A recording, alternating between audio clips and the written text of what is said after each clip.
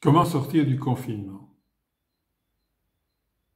Ah, s'il pouvait y avoir un vaccin qui prévient la transmission du virus parce que nous serions tous immunisés.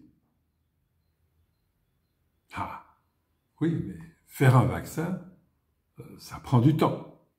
Et puis, il doit être efficace à au moins 80%.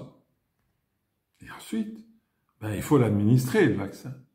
Il faut des moyens. Il faut mobiliser toute une administration.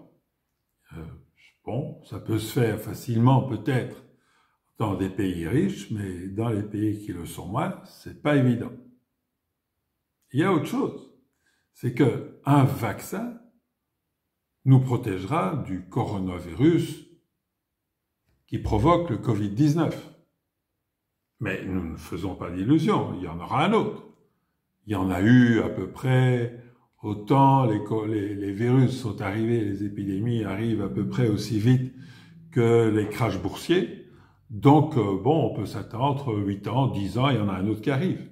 Serons-nous prêts pour celui-là ou serons-nous pris au dépourvu comme cette fois-ci?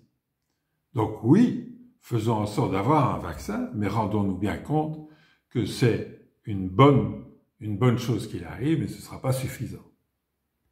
Il y a une deuxième chose, c'est l'immunité collective. L'immunité collective consiste à permettre aux personnes qui sont en bonne santé, qui sont jeunes, de s'infecter par le coronavirus, de telle manière que l'immunité dans l'ensemble de la population monte à 70% des personnes dans cette population.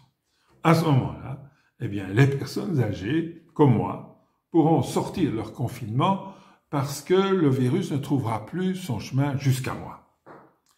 Combien de temps ça prendrait d'aujourd'hui, où nous sommes confinés, ici en Belgique, jusqu'au moment où je pourrais sortir? 5 à 6 mois. Franchement, je ne suis pas sûr que ça m'arrange. Moi, j'ai envie de revoir mes enfants, de voir une activité, de revoir mes collègues, d'avoir une activité normale, voilà. Bien sûr, c'est un élément dans une stratégie, mais ce n'est pas suffisant. Il y a une troisième dimension. C'est l'immunité sociale.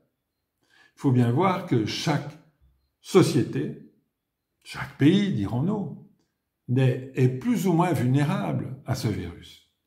Si vous voyez les dégâts que le virus fait chez nous par rapport à d'autres pays, par exemple d'Asie du Sud-Est, eh bien, on voit bien que nous avons été beaucoup plus touchés que ces pays.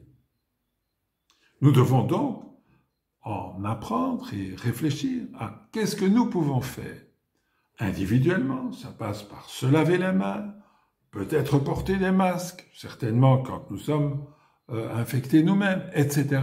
Les mesures, vous les connaissez. Mais il y a aussi des éléments d'ordre social. Se soucier des autres, ne pas agir par peur, mais par solidarité. Reprendre une réflexion sur le type de société que nous voulons à l'avenir. C'est dans ce but que Constellation, dont je suis un cofondateur, et Constellation Belgique, auquel je participe aujourd'hui, ont développé une grille d'auto-évaluation. Elle reprend l'ensemble des pratiques qui nous permettraient de progresser individuellement, en famille et dans nos groupes sociaux, nos entreprises, nos administrations, nos quartiers, pour faire en sorte que l'ensemble du pays, qu'il s'agisse de la Belgique, du Congo ou de l'île Maurice, se viennent, si vous voulez, immunisés par rapport au coronavirus, celui-ci et les suivants. C'est pour ça que je vous invite à faire votre co-check. Le lien se trouve sous cette vidéo.